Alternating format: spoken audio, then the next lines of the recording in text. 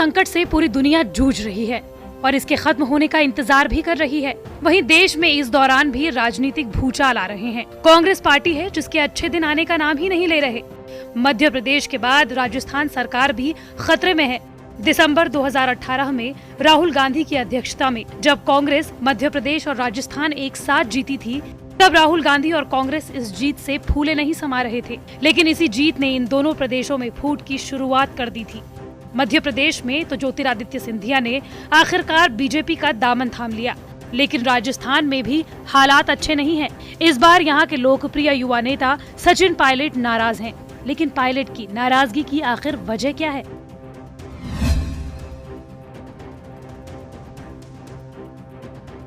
हाल ही में सचिन पायलट को आए एसओजी के नोटिस ने बात बिगाड़ दी। दरअसल इस नाराजगी की वजह है, हाल ही में अशोक गहलोत पिछले लंबे समय से भारतीय जनता पार्टी पर आरोप लगा रहे थे कि उनकी सरकार को गिराने की कोशिशें जारी हैं। मध्य प्रदेश में जिस तरह से बाजी पलटी, उसके बाद हाल ही में हुए राज्यसभा चुनाव के दौरान राजस्थान में बवाल हुआ था। यहाँ अशोक गहलोत ने विधायकों को रिजॉर्ट में रखा, खुद प्रेस कॉन्फ्रेंस कर आरोप लगाया था। लेकिन अब हाल ही में कुछ निर्दलीय विधायकों की फोन रिकॉर्डिंग होने का मामला सामने आया, जिसमें वो लोग विधायकों की खरीद फरोख्त की बात कर रहे हैं। विधायकों की खरीद फरोख्त को लेकर सामने आए विवाद के बाद राजस्थान की सरकार ने स्पेशल ऑपरेशन ग्रुप यानी कि एसओजी बनाया, जो कि इस मामले की पूरी जांच कर रहा था। इस जांच में सामने आया कि निर्दलीय विधायक रमीला खड़िया फोन पर विधायकों को खरीदने की बात कर रहे हैं। इस दौरान वो अशोक गहलोत और सचिन पायलट के बीच की लड़ाई का फायदा उठाने को भी कह रहे हैं, जिससे सरकार आसानी से गिर सकती है। इस बातचीत के सामने आने के बाद एंटी करप्शन ब्यूरो ने कुल 3 विधायकों के खिलाफ एफआईआर दर्ज की। इसके अलावा स्पेशल ऑपरेशन ग्रुप यानी एसओजी ने भारतीय जनता पार्टी के 2 नेताओं को गिरफ्तार किया। अशोक गहलोत ने इस मामले की पूरी जांच बिठाने की ठानी और इसी के बाद एसओजी ने जांच शुरू कर दी, जिसके तहत 10 जुलाई को एक नोटिस उप मुख्यमंत्री और राजस्थान कांग्रेस प्रदेश अध्यक्ष सचिन पायलट को भेजा गया। इस नोटिस में मौजूदा प्रकरण को लेकर उनसे सवाल जवाब करने और बयान दर्ज करने के लिए कहा गया था, जिसमें सचिन पायलट से उनका वक्त मांगा गया था।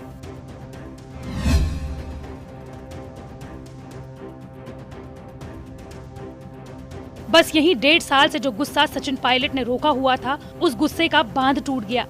माना जा रहा है कि सचिन पायलट को ये नोटिस ही अखर गया, क्योंकि इससे पहले अशोक गहलोत ने कहा था कि पार्टी ने जिन्हें मंत्री बनाया और पद दिया वही गद्दारी कर रहे हैं।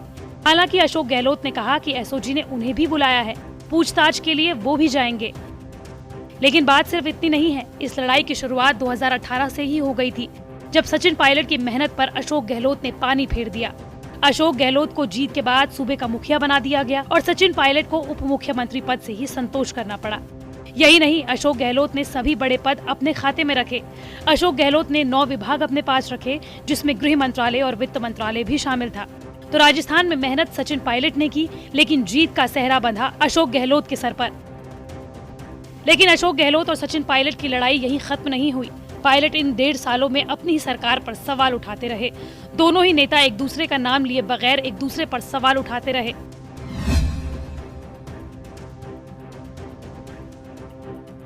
हालांकि इसके साथ ही झगड़े का एक और कारण था, वो था राजस्थान कांग्रेस अध्यक्ष पद का झगड़ा। सूत्रों के मुताबिक राजस्थान में एक और झगड़ा है, वो है अध्यक्ष पद को लेकर। माना जा रहा है कि अशोक गहलोत सचिन पायलट को प्रदेश अध्यक्ष पद से हटाना चाहते हैं, ताकि पार्टी की कमान किसी चहेते को दे सके। लेकिन सचिन पायलट अध्यक्ष पद छोड़ने को तैयार नहीं है। 2018 में भी वो उप मुख्यमंत्री पद के साथ प्रदेश अध्यक्ष पद पर बने रहने पर ही माने। 2018 में भी वो उप मुख्यमंत्री पद के साथ प्रदेश अध्यक्ष पद पर बने रहने पर अड़े रहे। अब सचिन को लग रहा है कि उन्हें अध्यक्ष पद से हटाने की तैयारी चल रही है। सचिन पायलट अगर इस पद से हटा लिए गए तो उनके लिए मुख्यमंत्री पद की दूरी और बढ़ जाएगी, और यही वजह है कि सचिन पायलट अपनी पार्टी में ही बागी हो गए। तो दरअसल इस लड़ाई के बीच तो 1.5 साल पहले ही रोक दिए गए थे। अब दोनों बड़े नेताओं की लड़ाई सबके सामने आ चुकी है।